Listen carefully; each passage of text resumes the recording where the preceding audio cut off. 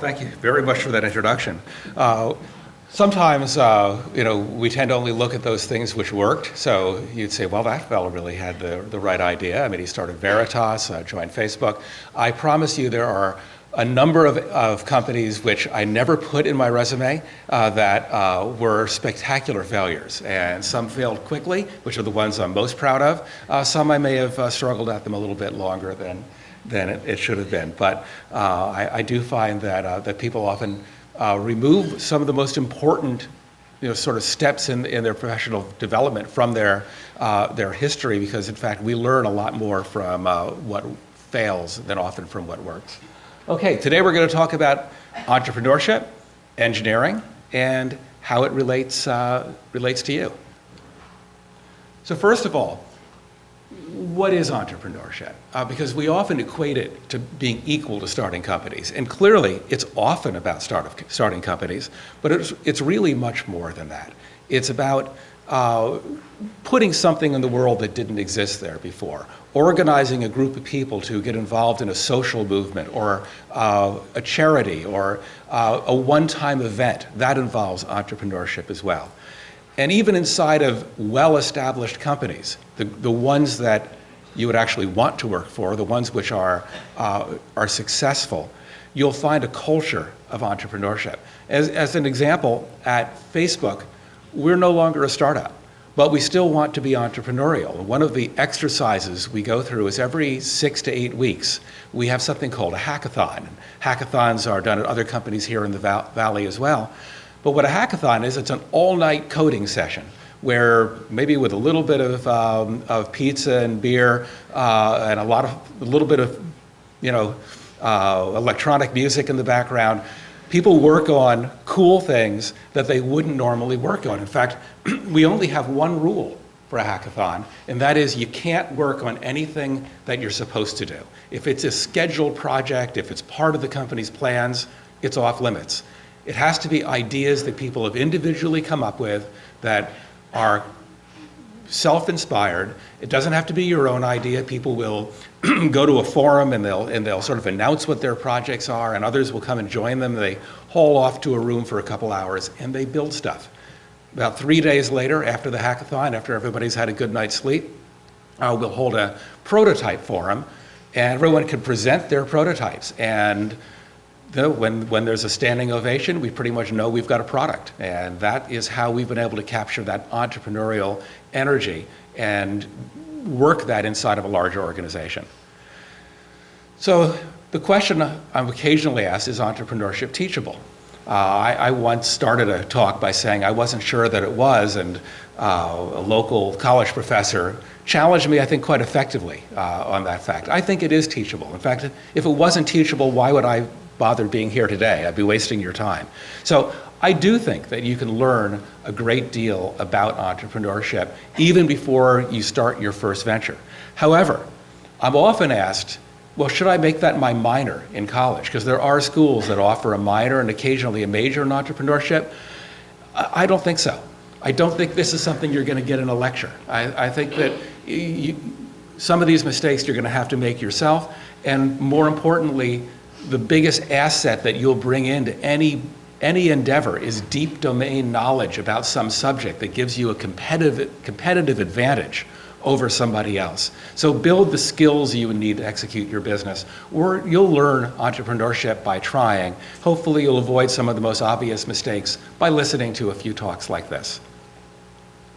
So as an example, imagine you're an you're an investor, and different entrepreneurial teams come in and present you with their business plans. So who are you going to invest in?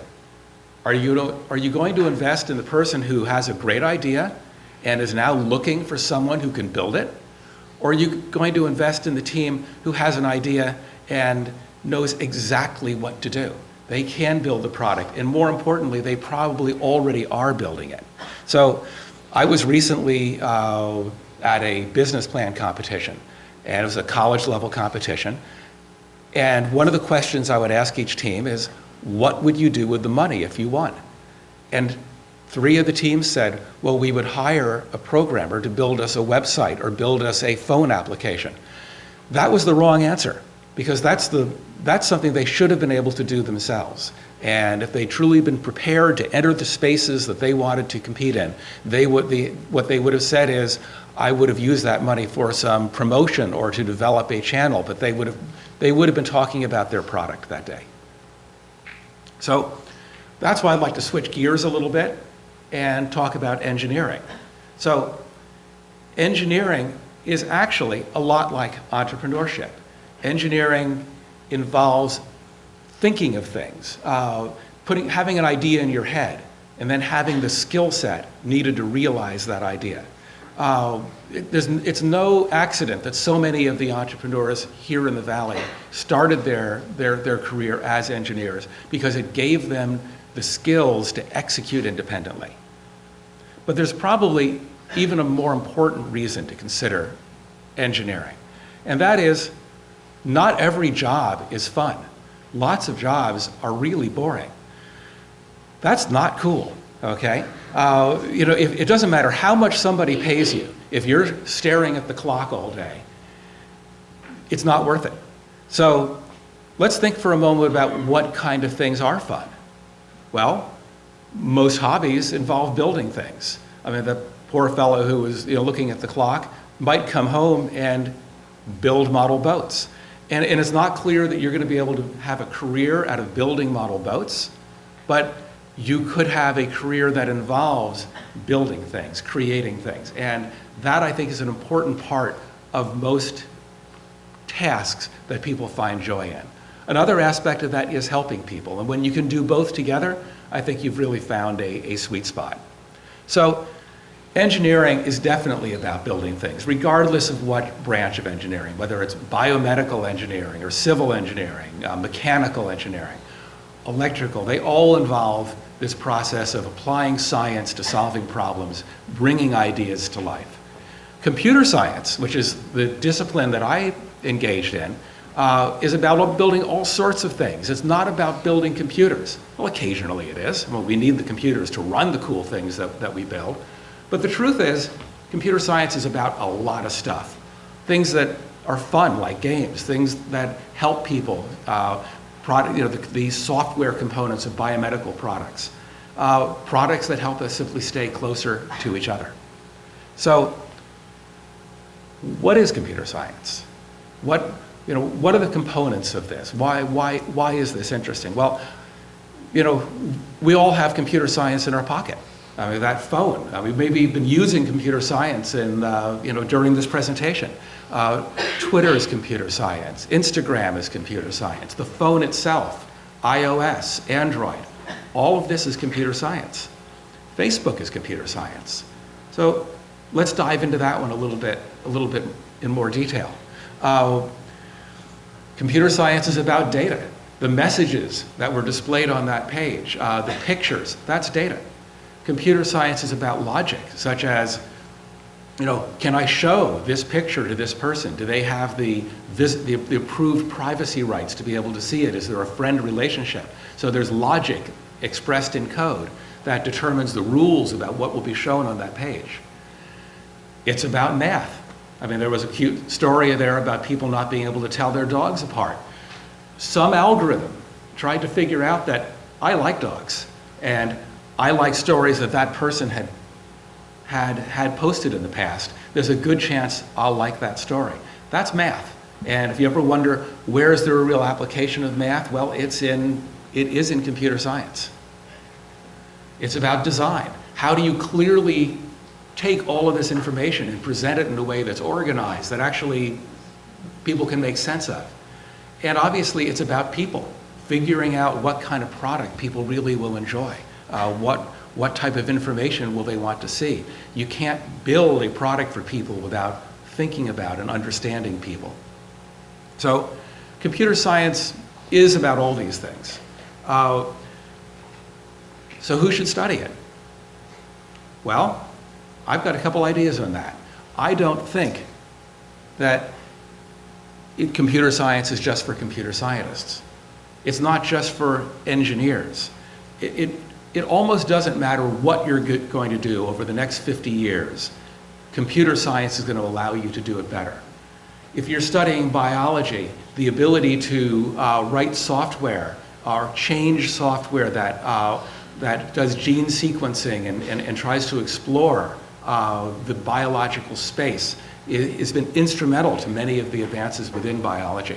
In sociology, you'd have to have a deep understanding of statistics and your ability to change those statistical models to be able to gain new insight into people's behavior. Physics, well, I mean, physics begins and ends with software. Many of the greatest programmers I know started their career in physics because they had to do so much of it to be able to execute a career within that space. Psychology, well, I'll confess to that one. I was a psych major as an undergraduate. I got involved in computer science because I had 10,000 observations that I needed to analyze, having to do with children's play behavior. And I looked at that stack of data and I said, I better take a course in programming. I soon found the field of computer science gathered and held my attention more than psychology did. Finance or business. In fact, let's think about how it affects somebody in just a purely business setting. Imagine you go to work in some company, you're in, let's say, the purchasing department or wherever it may be. So you wonder, well, why do I need to code? Well, let's say in your first month on the job, you've got a great idea. You have an idea about how this company can run this process better than they ever have before. If you don't have the ability to code, what you're going to do is write up this process, send it off to an IT department. The IT department is going to put it into a prioritization queue. They'll hold a meeting once a month to decide which projects are going to get funded. 6 months from now, your idea is still probably sitting in that queue.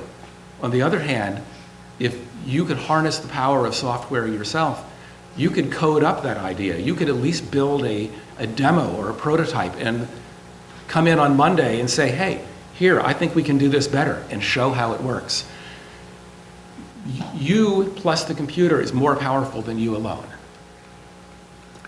So, now that we've talked about sort of the skills that might make you more successful as an entrepreneur, what is the secret? What is it you have to do to be an entrepreneur? Well, it isn't complicated.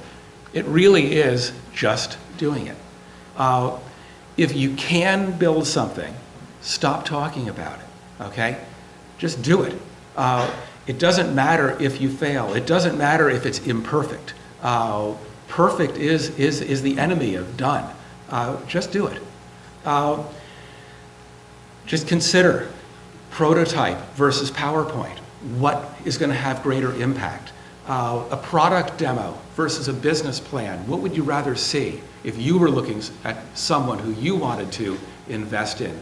Or if you were the person who wanted to move something forward, what's going to work better for you? It's simply doing versus talking. So, you know, people ask me all the time, what kind of ideas do investors look for? The answer isn't complicated. Investors don't look for ideas. They don't invest in ideas, they invest in people. As you engage against a project, you're going to realize that your idea was imperfect, and you're going to change that idea as you get smarter. In fact, if you can't look back 6 months and say, I can't believe how little I knew about this subject, you're probably doing the wrong thing, or you're not learning the right way. So your ideas are going to change, and investors look for people who can deal with that change, are committed to winning. Often you've heard the comment, ideas are a dime a dozen. It's true. Everybody thinks of things. Think of the number of times you've seen a product come on the market and you say to yourself, I thought of that. I had that idea. Well, you did. You just didn't do anything about it. And the person who did something about it is the one who's benefiting from that idea. So having the idea isn't enough. It really comes down to execution. Because while ideas are a dime a dozen, complex execution is rare and it's exciting. So what are some of the other attributes of successful entrepreneurs? Well, ability to focus on what's important. That's really, really key. Being able to prioritize, and of course, motivation. You got to be in this for the right reason. Very importantly, be aware of your limitations. I once started a company building a hardware and software product, and I figured I'll design the hardware too. I had a course in that. I think I know what this is about. I could build one, but then when I went into manufacturing, only about 20% of them worked coming off the line. So know what you're good at, do that. Maybe if you're not good at something, build a team, bring people in around you. And probably the most important thing is intellectual honesty. When I'm looking at someone to invest in, I want to know that they're not kidding themselves, that they are aggressively trying to find everything that potentially could go wrong with this business and bringing that to the table so it can be addressed, so it's not swept under the rug. So knowing what you know and communicating that, as opposed to having somebody figure that out for you, really forms the foundation of building credibility.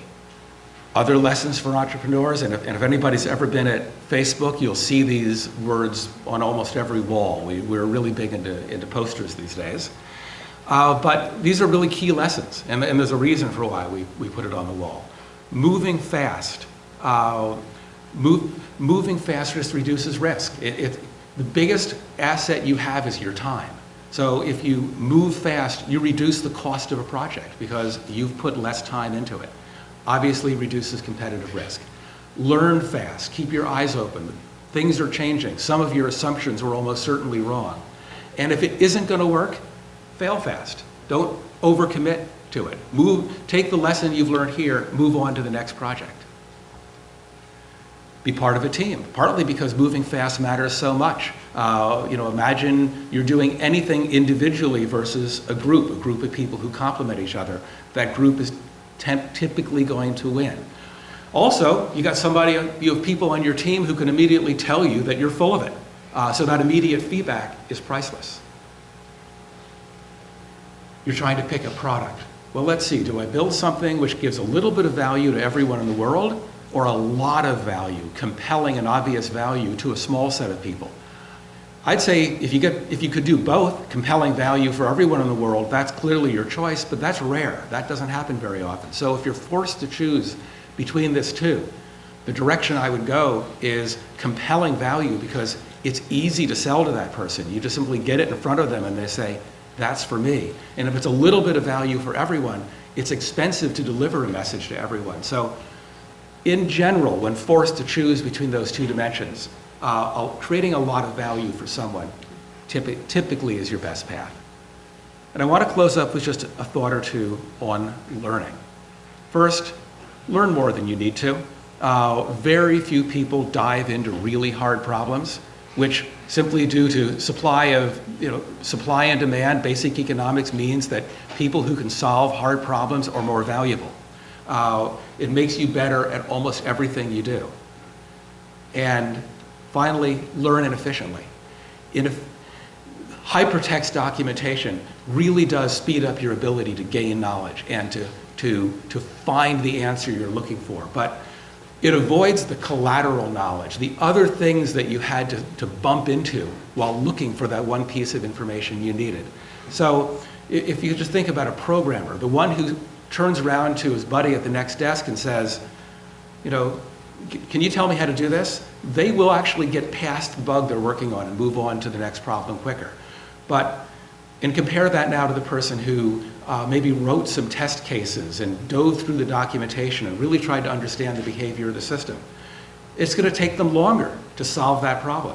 But repeat that process a few hundred and maybe 1,000 times, and you'll have a predictable and profound difference in the knowledge between these two individuals. So learn a little bit inefficiently. It goes along with learning more than you have to. So any questions? And thank you very much.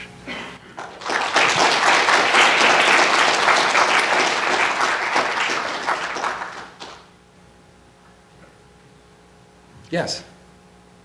You're right there. Go ahead. Could you talk about maybe one of your failures and what you learned from it? Sure. It's a long list, so we don't have that much time, but I'll take a few of them. My first company was to build printer cables. Back in 1980, there were about 15 different personal computers on the market. The Osborne, the Heathkit, the Zenith, lots of PCs, and everyone had a different cable interface. And there was also about 20 different printers on the market, and every one of those had a unique interface. And computer stores, which tried to stock a wide variety of products, couldn't stock the N times M number of cables needed to connect all these computers and printers. So my first business was to build a cable system where you only needed to stock the length of cable and then a connector for each computer and for each printer. So it reduced the inventory, the number of SKUs that a store would need. Brilliant idea, it seemed, except that at about that time, IBM introduced their personal computer and their printer, and the industry within 9 months standardized. Everybody moved to their printer interface on the printer side and their interface on the computer side. So, mistake I made was not looking at how the current market was going to shift, and that the current situation was actually not going to be a tenable situation. There had to be some change in the market. I mentioned the product where I designed the hardware. Well, that's an easy one. Do what you're good at. The list would go on, but another project I moved too slowly. I had a really good idea. I decided I would do it myself. I didn't build a team of people around me. And so I got to work and hacking away on this problem. And a year later, I got to see 2 other people introduce that product in the marketplace. And they're successful companies today. And I can only say I had that idea. So those are examples. Yes? What was your initial response to failure, and how has that changed over time? It's somewhat self-selective. People who have a very negative response to failure probably take themselves out of the market. So when you ask, I'm sure most entrepreneurs who will come up and talk today and in other forums will tell you, well, they just kept going on. That's a selection bias. So my response to failure was, wow, I learned a lot from that. I was even more excited to try it again because I knew I was smarter. But again, that is somewhat of a selection bias, and I think you're going to find that characteristic with most entrepreneurs, at least those who have, who weren't successful on their first time through. And some people get it right out of the box. I continue to be amazed by that. That wasn't me. Yes? What would you say is the best way to get hands-on entrepreneurship? Like, would you say that going to a company would be a good way to, would be a good way to do entrepreneurship? Or would you say start by having entrepreneurship? I'd say both. It depends on you, what you know, the skills you have at that time. Going to a company is sometimes an opportunity to gain deep domain knowledge about a particular business. And people often work at a company and then they start thinking, this could be done better. And I think I could do it better with my own team. So that's a very common path to entrepreneurship. Others, they have an idea and they learn the skills either in school or on their own and just go off and try it and learn by directly engaging. Both are completely legitimate paths. Yes? What are some key computer languages that you think most people should be familiar with? I think that languages are not that important, in that by the time you've learned 2 languages, you will recognize the similarities between them and the dissimilarities, and your ability to learn a third is greatly enhanced. So if you understand the principles behind computer languages, you can learn a new language very quickly. It may take a little more time to learn all of the libraries and learn sort of the tips and techniques for using it effectively. In terms of which languages are good to learn, it really is a function of the kind of problems you're going to solve. If you're writing software for an iPhone, or you're writing software for an Android, or you're writing software for the web, those would force you in very different directions. So PHP, for example, is the web language we use at Facebook. But there's you wouldn't use PHP if you were building a phone application. Yes? If you were to be starting a company today, where would you go? If there was no language barrier, where would you go and why? If there was no language barrier. So if you say the question another way, I wasn't. So if you were, let's say you were fresh out of college right now. Human language you're referring to now. Yeah, Okay, yeah. very good. So the context of the previous question, I got confused. Yeah, it's human language. So like you can go anywhere in the world to start a business right now. Where would you do it? Here. And there's a reason why businesses get started right where we are today, and that's because you have entrepreneurial people who are willing to take a chance and join you. I've lived in other countries and have seen that much of the challenge of starting a business in those companies is that people who are currently employed are frequently hesitant to take a risk on something new. And here we have a culture of risk-taking, people have seen the process of new things entering the world and are very willing to say, I'll leave my 15-year career at Intel or Apple and join up with my friend who works over at Cisco and then build something new. And you don't find that as frequently in other countries. Certainly in Europe, people are far more reluctant to take that chance because they just haven't seen that the generation of new enterprises being successful. So that's what brings people from around the world to this location. Of course, having capital in this area, having the venture capital community focused in the Silicon Valley helps, as well as the great number of graduates from local universities. So I can't think of a better place to do it than right where we are today. Yes? Would you say that the up-and-coming countries would also be good entrepreneur hotspots in the near future? It certainly can be. Where you have a legal system that offers you protections, where you're not going to be afraid of your company being nationalized or taxed out of existence or impacted in other way because there wasn't a fair and strong court system. So yes, it absolutely can be. And certainly a lot of companies are being started today in India. You have many of the same assets that really work here in the Silicon Valley. Lots of people who've been trained in valuable engineering and technical skill sets and a strong entrepreneurial spirit. Same thing is happening in China as well. Yes? You talked about the Facebook hackathon. What other things make Facebook so successful compared to other companies? That is a longer conversation as well, but I can tell you what attracted me to Facebook. I was going to spend a couple weeks helping out the team, organize an engineering and operations team. So I didn't initially view it as a long-term engagement.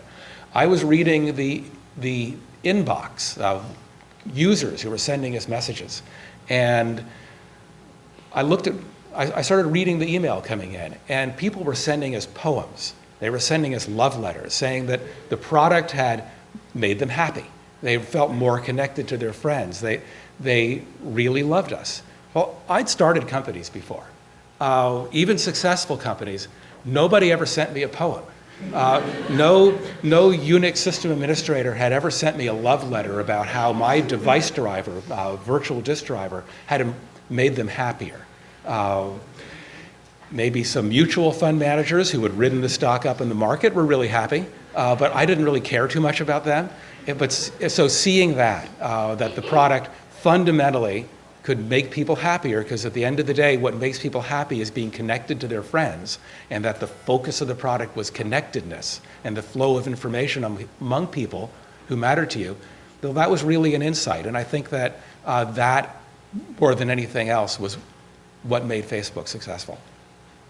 Yes? So let's hypothetically say I want to build a piece of software and I'm not the most adept at using computers. The person can code, but if they build this application, it's not going to work, or it's not going to be super efficient and fast and whatnot, but it'll still, work rather well. So what would you say to that person that, in a situation like that? Well, efficiency, which is your ability to run it at scale in an economically viable manner, is to some degree a success problem, because it's not a problem for you until enough people are using it to where you can't afford to pay the bills for your server cost. So I don't think efficiency is the first thing you solve. I think the first thing you try to solve is the functionality and making it a great experience for people. At the same time, performance really does matter. People like to use products that perform well, that don't make them wait. So if the lack of sophistication in the software affected the performance of the product, I'd say that would be more of a concern than if it was simply a matter of, well, my server bill is going to be twice as high than it would be otherwise. So then how do you go about solving a problem like that? You learn more. Remember, we talked about learning deeply. Understand how that machine works. Understand what the I/O system looks like. The properties of the device, of the disk device you're using, solid state versus spinning media, and how do you read and write data off of those disks efficiently. So deeply learning something would allow you to execute that plan with fewer compromises and more quickly. All right. Thank you, Jeff.